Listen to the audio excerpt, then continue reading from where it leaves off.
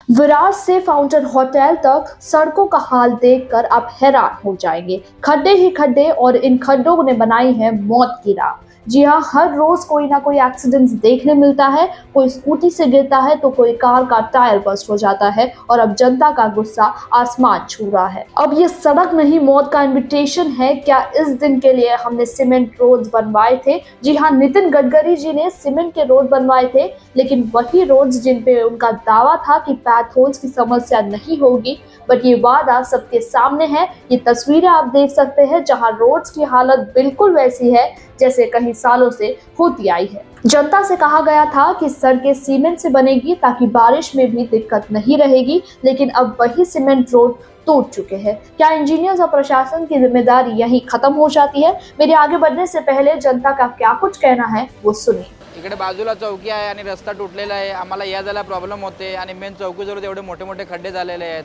कारण मोठ्या गाडीने ब्रेक मारला का आम्ही डायरेक्ट खाली घुसतो गाडीच्या तिकडे।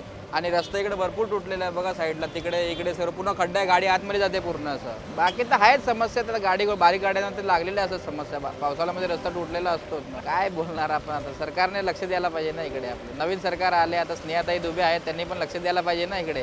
हे रस्ता आता विरार फाटा ते विरार स्टेशनपर्यंत सगळा रस्ता खराब आहे, पूर्णपणे रस्ता खराब आहे। हे महानगरपालिका इकडे काय लक्ष देत नाही रस्त्यावर, आणि इकडच्या आमदार खासदार कोणी लक्ष देत नाही रस्त्यावर। येणे जाण्याचा रस्ता सगळ्यांचा एकच आहे, तरी पण रस्त्यावर कोण लक्ष देत नाही।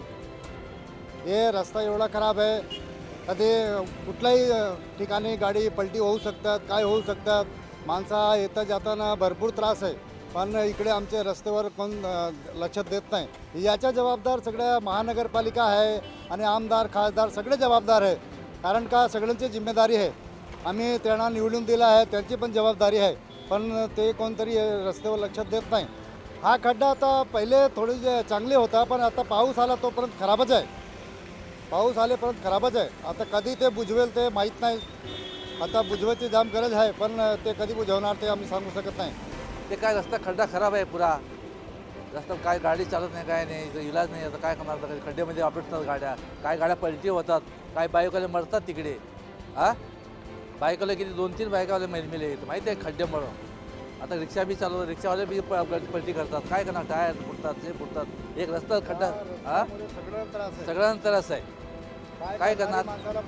आणि त्या दिवशी बाईकला पडून बाईक मेला तिकडे गडगा पाड्यावर, माहिती आहे ना। जबाबदार काय त्यांची नगरपालिका आपलं काम करतात, त्यांचं जबाबदारी, दुसरा कोण सरकारचं जबाबदारी।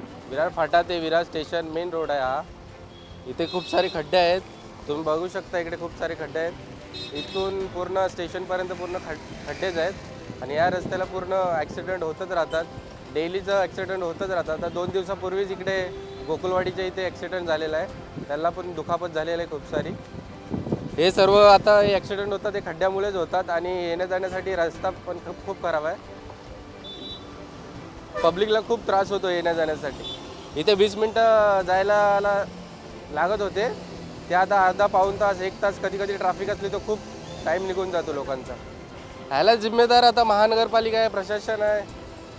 ह्याच्याकडे किती वर्ष झाले ह्या रस्त्याकडे कोणच लक्ष देत नाही। अजून आता हा रोड दुरुस्तीचं काम चालू करावं, आमची हीच इच्छा है। ये रास्ता ऐसा है भाई, रात में रात हम लोग जाते हैं, एक्सीडेंट होता है, कभी कभी दुर्घटना भी होती है। आम आदमी है, रोड पब्लिक रास्ता होता है तो दिखता नहीं है, बारिश बिरिश होता है, उसमें चांसेस भी रहता है, दुर्घटना भी हो जाती है कभी कभी। तो जिम्मेदार किसको दे रहा है?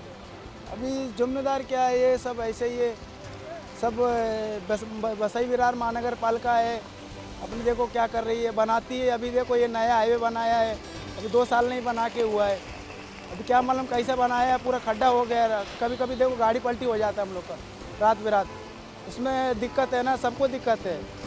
हम लोग नहीं, सब आम आदमी, हम लोग सब आदमी दिक्कत होता है। ये सिर्फ बारिश की वजह नहीं है, ये नालिया खुला सच है सिस्टम की फेल प्लानिंग का।